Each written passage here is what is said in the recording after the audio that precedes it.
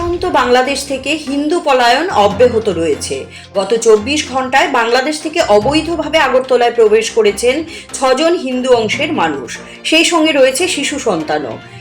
এই সকল বাংলাদেশি নাগরিকদের অনুপ্রবেশে সহায়তাকারী 2 জন দালালকে আটক করা হয়। জিআরপি বাহিনী তাদের আটক করতে সক্ষম হয়েছে। আগরতলা রেল স্টেশনের জিআরপি থানার ওসি তাপস দাস সংবাদ মাধ্যমকে জানান, শুক্রবার গোপন খবরের ভিত্তিতে 4 জন বাংলাদেশি নাগরিককে আটক করা হয়। এদের মধ্যে 3 জন মহিলা, 1 জন পুরুষ।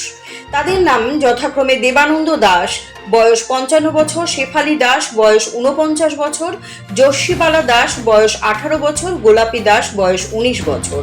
প্রাথমিক জিজ্ঞাসাবাদে তারা জানিয়েছে তাদের বাড়ি বাংলাদেশের কক্সবাজার জেলায়।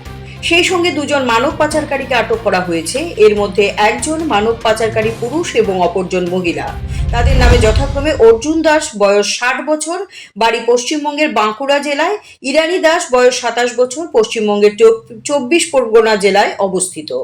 মহিলাকে দেখে যাতে কারো সন্দেহ না হয় তার জন্য ওই মহিলা সঙ্গে ছোট ছোট 2টি শিশু নিয়ে আসে। ওসি জানান, বাংলাদেশি অনুপ্রবেশকারীরা জিজ্ঞাসাবাদে জানিয়েছে তারা সীমান্ত পেরিয়ে ভারতে প্রবেশ করেছে। ট্রেনে করে কলকাতা যাওয়ার পরিকল্পনা ছিল তাদের। এই কাজে তাদের সহযোগিতা করছিল সঙ্গে থাকা তাদের ভারতের 2 দালাল। জিআরপি থানার অফিসারের টিম তাদের দফায় দফায় জিজ্ঞাসাবাদ চালাচ্ছে। এই মামলার সঙ্গে আরো অনেকেই গ্রেফতার হতে পারে বলে ধারণা করা হচ্ছে। অপরদিকে বৃহস্পতিবার রাতে পৃথক অভিযানে আরো 2 বাংলাদেশি নাগরিককে আটক করা হয়। এদের মধ্যে 1 জন পুরুষ, অপরজন মহিলা। তাদের নাম যথাক্রমে রুবেল দাস, বয়স 26 বছর, অপিরানী দাস, বয়স 22 বছর। মহিলার কোলে একটি 3 বছরের শিশুও ছিল। তাদের বাড়ি চট্টগ্রাম এলাকায়। ভারতীয় এক দালালকেও আটক করা হয় তাদের সঙ্গে। তার নাম প্রদীপ দাস, বয়স 39 বছর। তার বাড়ি দক্ষিণ 24 পরগনার কাকদ্বীপ এলাকায়।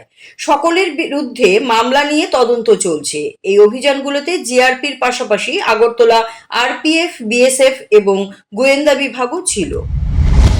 তো এই সুবাদে আমরা গতকালকে আমরা ওনাদের এগেনস্টে একটা আগরতলা জিআরপি থানাতে একটা মামলা নিয়েছি এবং আজকে তাদের মহামান্য আদালতে প্রেরণ করেছি। সেই সূত্র ধরে আজকেও আমরা 4 জন বাংলাদেশিকে গ্রেপ্তার করেছি এবং সঙ্গে 2 জন টাউটও ছিল। তো ওরা যারা টাউট ছিল, মানে যারা সাহায্য করছিল, তাদের বাড়ি 2 জনেরই বাড়ি আমরা পশ্চিমবঙ্গ 24 পরগনা জেলায় আর কি। আর যারা আজকে বিডি ন্যাশনাল ছিল তাদের সবাই মানে কক্সবাজার, বাংলাদেশের যে কক্সবাজার জেলা আছে ওই জেলার অন্তর্গত। তো তারাও বলছে যে তারা কলকাতা যাবে। তো আমরা আজকেও ওনাদের এগেনস্টে আরেকটা মামলা নিয়েছি এবং তাদের মহামান্য আদালতে প্রেরণ করেছি। এবং আমরা আরও দেখছি এবং আজকে পুলিশ রিমান্ডও চেয়েছি যারা ভারতীয় দালাল আছেন।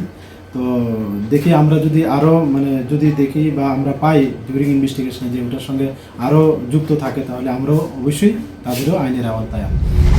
Siri TV, channel for news and entertainment.